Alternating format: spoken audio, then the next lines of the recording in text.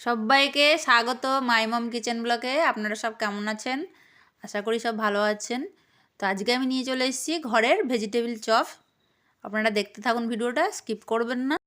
পুরো না দেখলে পদ্ধতিটা আপনারা বুঝতে পারবেন না। তো ঘরে বানিয়ে খান, বাইরের খাওয়ার থেকে ঘরে বানিয়ে খাওয়া খুবই ভালো স্বাস্থ্যের পক্ষে। ভেতরের কালারটা কি সুন্দর এসেছে, ওপরটা ক্রাঞ্চি। তো এবার আমি নিয়ে নিয়েছি কিছু সবজি এখানে।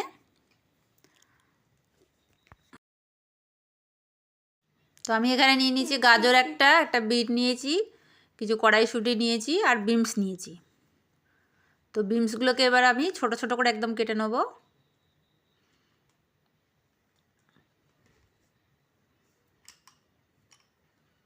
তো এখানে আমি কিছু টোস্ট বিস্কুট গ্রাইন্ড করে নেব গ্রাইন্ডারে। তো দেখুন আমার পেশা হয়ে গেছে এটা। তো এখানে আমি আবার ক্যাপসিকামটা কেটে নেব একদম ছোট ছোট করে।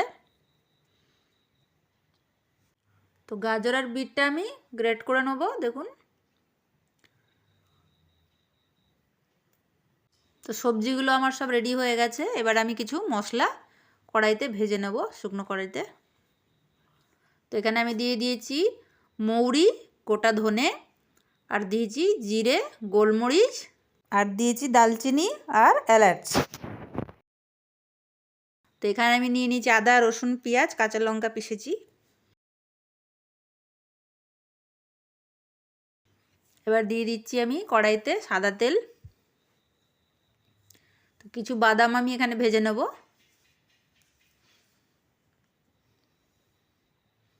আমার চিনে বাদামটা ভাজা হয়ে গেছে। এবার আমি এখানে দিয়ে দিচ্ছি 5 ফোড়ন তেলের মধ্যে দিয়ে এবার সবজিগুলোকে দিয়ে দেবো।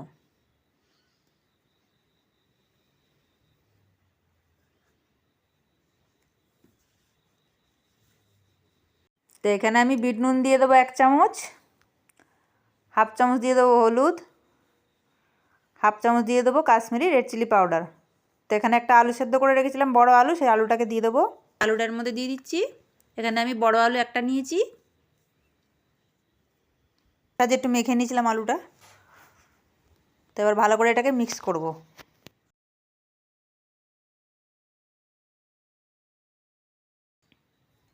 দিয়ে দিচ্ছি 1 চামচে চিনি, আপনারা যেরকম খান সেরকমই দেবেন।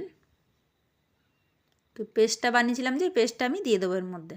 এর মধ্যে আছে বড় পেঁয়াজ একটা, দুটো কাঁচা লঙ্কা আছে, রসুন আছে 5-6 কোয়া, আদা আছে হাফ ইঞ্চির দিকে একটু কম দিয়েছি। তো এটাকে ভালো করে আমি মিক্স করে নেব।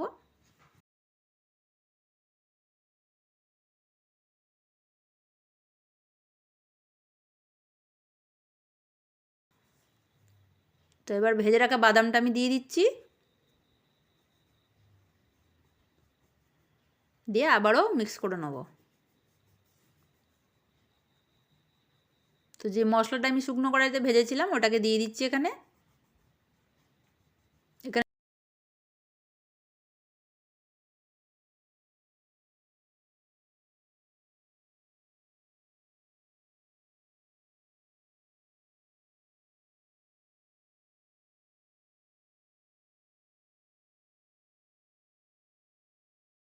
তো এখানে আমি ময়দার ব্যাটার বানিয়ে নেবো একটা। তো এখানে 4 চামচ ময়দা নিয়েছি আমি ব্যাটারটা বানিয়ে নেওয়ার জন্য। তো এখানে একটুখানি নুন দিয়েছি আমি হাফ চামচ, দিয়ে হাফ কাপ জল দিয়ে ওটাকে ব্যাটার বানিয়ে নিয়েছি। তো এবার দিয়ে দিচ্ছি কড়াইতে তেল। তো ভেজিটেবিল চপটা আমার রেডি হয়ে গেছে। এবার আমি দিয়ে দেবো কড়াইয়ের মধ্যে। তেলটা গরম হয়ে গেছে আমার।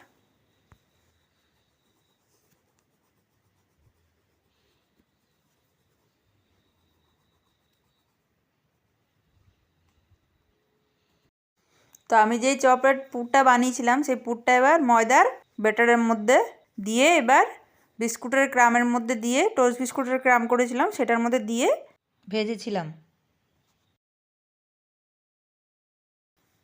আপনারা চাইলে ডবল কোট করতে পারেন, আমি 1 কোটই করেছি। তো আমার এই রেসিপিটা আপনাদের কীরকম লাগলো অবশ্যই লাইক করবেন, শেয়ার করবেন, কমেন্ট করবেন। আর সাবস্ক্রাইব করে দেবেন একটা। আজকের মতন এটুকুনি, কালকে দেখা হচ্ছে আবার। নমস্কার।